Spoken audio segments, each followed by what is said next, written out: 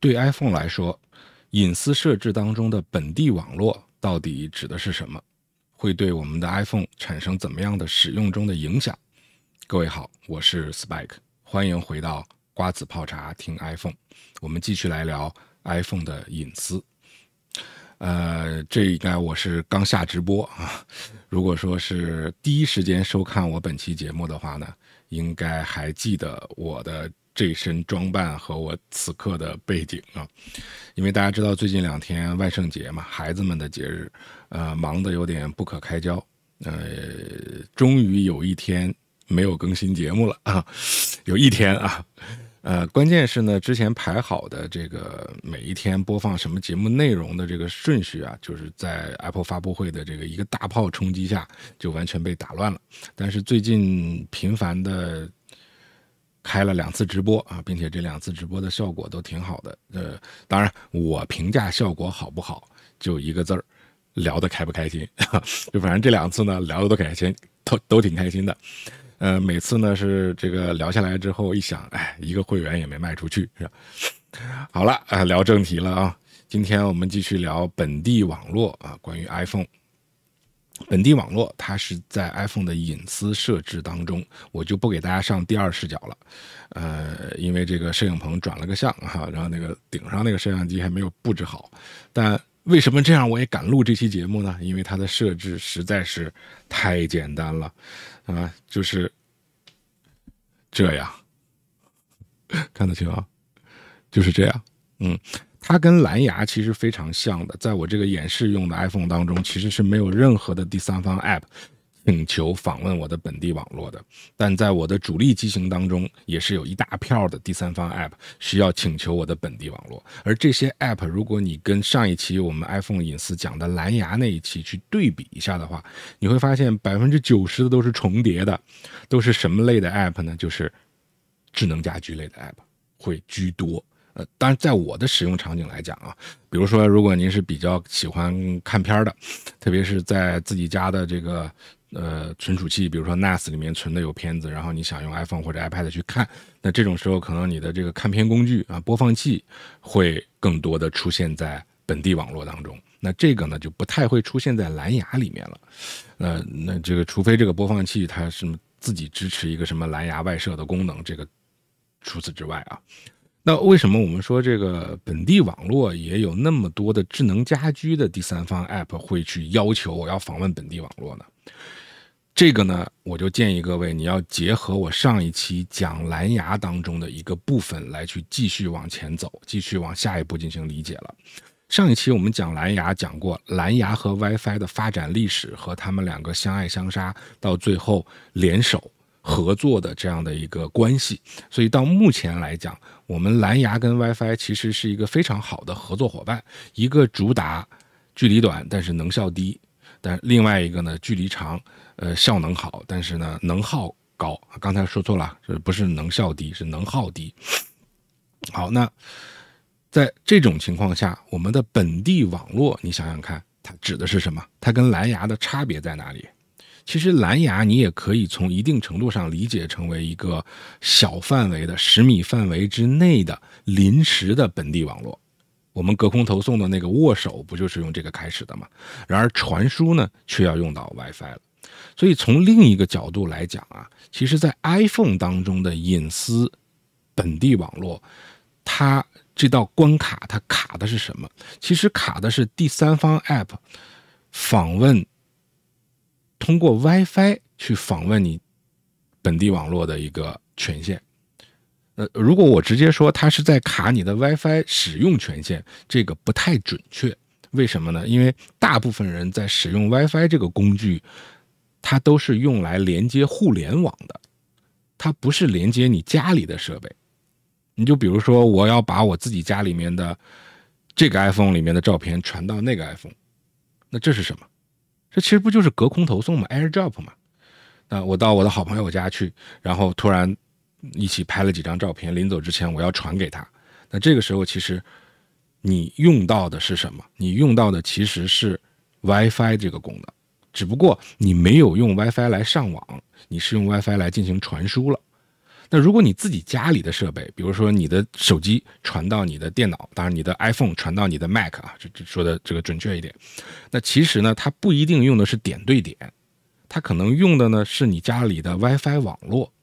那这个可能更快一点，因为其实只要你这2台设备都在你的家中，都连接到你家里的 WiFi， 那其实这2台设备在你自己的家里，它都有一个自己的 IP 地址，它通过你们家里的无线路由器是始终联系在一起的，只不过他们2个没有互相沟通，而都是两个车一起开到路由器这个节点之后，咱们一起转向奔向了广阔的互联网天地，然后他们2个没有交集。那其实你想想看，其实有一种技术，只要让这2个东西有一些交集，他们就能在中间去传输任何东西了。这也就是为什么一些高阶的玩家在家里去部署自己家的家庭局域网的一些应用的原因啊。但是对于毕竟你自己去玩自己的家庭局域网，这个是稍微geek 一点的啊，就是会玩一点的科技爱好者才会走到这一步。虽然我之前玩过，但是后来也不玩了。比如说像 NAS 这种东西啊，网络附加存储，就是把自己手机、电脑里面所有的这些影片啊、资料啊、什么东西，全都存到一个专门的存储器当中，然后我这个家庭里面的每一台联网的设备都可以访问，那就类似于这样的一个东西，这个就叫本地网络的访问权限了，这个是最正宗的。啊，但是在我现在的案例当中，也可能是在大多数人的案例当中，他并没有很好的利用到自己的家庭局域网来去管理这个信息的走向的问题啊。那更多的在另外一个赛道就是智能家居了。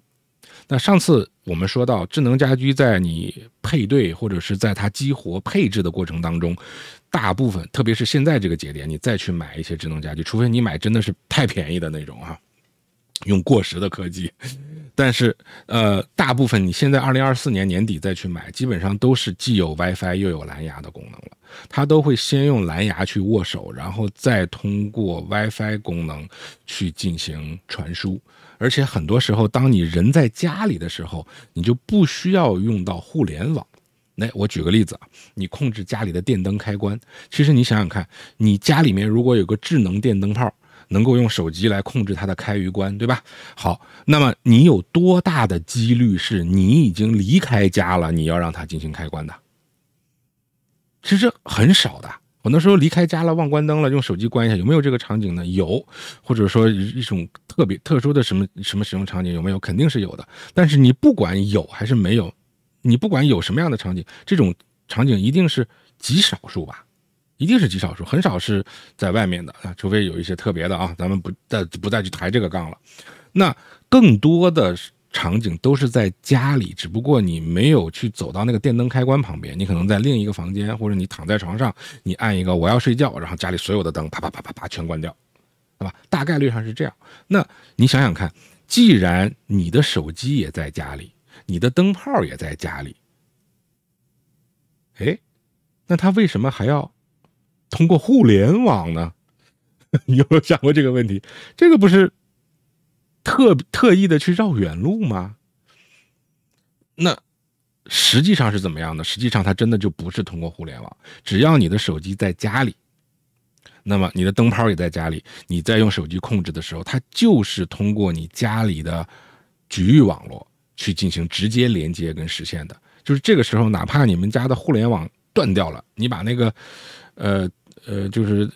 电信公司网络运营商给你的那个调制解调器，就是这个光猫或者是什么，就是那种东西，你把它拔掉，但是你家里的路由器别关 ，WiFi 还有的情况下，你去控制智能家居，大概率上还是可以的。那它不用去那当然你到外面的这个你网线拔掉，到外面肯定是不行了啊。但你在家里基本上都是可以的。那这种应用它其实用的这个就叫本地网络。那你如果想让这些第三方的智能家居能够通过你家里的本地网络快速的，不用去绕互联网出去再回来绕一大圈，那就在你家里通过你的路由器啪就能控制电灯的开关，那你就必须同意这些第三方的 app 去使用你家里的本地网络，它才会可以。但是 iPhone 内置的家庭 app 就不需要了，因为它是属于系统内置的。你等一下啊，我看一看有没有家庭，别到时候自己又打脸，应该是没有的，没有，家庭 app 就不需要了。因为家庭 App 的本身它已经天生具备了 Apple 提供给大家的最高级的保密措施。你比如说它是利用端对端加密来保存的啊，那这个网络在传输信号的过程当中全都是加密的。那这种情况下，你只要用它的，它就自动就在这个里面就产生了。我这说的是智能家居系列的啊，智能家居只是本地网络的一个案例而已。但是这样的一个隐私的开关，它设置在这儿，更多的用意啊，我们说更多的用意是什么？它是要防止一些你不知道的 App 去偷偷的窃取你本地网络当中的一些东西。我举个不太恰当的例子啊，比如说你有2家公司的灯泡，那你要装2个第三方 App 去控制这2个灯泡。那这种情况下，如果你这2个公司的 App 都允许它访问本地网络的话，那么原则上这2家公司互相都会知道你买了彼此的产品，你既买了我的又买了他的，2家公司都有，是不是就有这样的一个风险？所以为什么说我们在使用智能家居这个产品的过程当中，我可以尽量的选择支持 Apple HomeKit 的产品？因为 HomeKit 支持它最大的好处就是我不需要通过第三方的 App 就可以去设置正常使用这些东西，我甚至都不用安装第三方 App。 所以如果各位你们家里有支持 HomeKit 的电灯泡或者任何的智能家居的话，你会发现这个东西它既有第三方的，它又支持 Apple 的家庭 App， 对吧？那这个时候它第三方 App 如果你安装了，它一定会出现在隐私的本地网络设置当中。你尝试一下，你把这款第三方 App 的这个本地网络访问权限给关掉，然后你再用家庭 App 去控制，仍然可以，不影响你的使用的，除非你就是要用它的第三方 App 去控制他们自己家的这些智能家居产品，是吧？所以这个是一方面的风险。那再有一方面的风险呢，就比如说我在我的这个家庭网络存储当中啊，或者在我的某台电脑当中，我存了一些什么机密的文件，我不想让你看到，但是可能呢，就是有一个比如说伪装成计算器或者某一个影片播放器的这个软件，它就偷偷的在背后要求我说我要访问你的本地网络。它表面上看是一个计算器，其实它背地里是在偷偷的看你家里的电脑里存着什么文件。那这种情况下，这个风险就非常的大了，就是这个明显的一个恶意软件。那其他的品牌手机我不知道啊，有可能是没这个开关的。那如果没这个开关呢，其实你想想看，如果没有这个本地网络的隐私开关的话，你下载了一个第三方的计算器的 App， 你真的就没有办法知道他在背后还干了些什么。你可能就觉得，这不挺好的，又没广告啊，又免费，那就是一个计算器，界面又还行，那我就用呗。但是可能你每次使用它的时候，它真正在后面偷偷做的事情是访问你的本地网络，看看你家里的电脑里存着什么东西。那这种情况下，我们有了这个隐私的开关跟设置，你到你的隐私本地网络当中去看一下，这个列表当中列出的每一个 App 是不是都是有必要访问你的家庭网络的。拿我刚才那个例子来讲，如果你在你的隐私本地网络当中突然看到了一个计算器的 App， 它也出现在这儿了，那你是不是就多了一个选择呀？你除了把它卸载掉以外，你就把这个开关一关，那也就能保证你本地网络当中的数据安全了。当然我说的这个计算器我只是举个例子啊，它可以是任何的 App， 对吧？或者是一个什么其他的东西，比如说像有一些社交 App， 它都可能存在这个里面。但当你不知道它要访问你的家庭网络干啥的时候，你就直接把它关了就好。所以这个是给大家多提供一些思路啊，让大家知道看似一个简单的设计，可能绝大多数的用户他不涉及到这一块内容。我们这期举例子大概有很大程度举的是这个智能家居的例子，但其实你看看你身边的朋友，可能包括我的观众本身，真正在使用智能家居的人还是少数。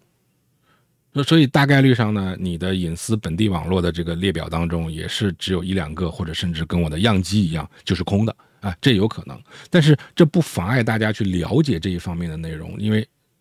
科技是发展的，你的人生也是在往后走的啊。那万一有一个节点你需要这个东西的时候，反过头来再来看我这期视频，那你就知道啊，原来这个家伙在之前就已经跟我们打过招呼了。好，欢迎各位的关注和收看，我们今天先聊这么多，下期再见。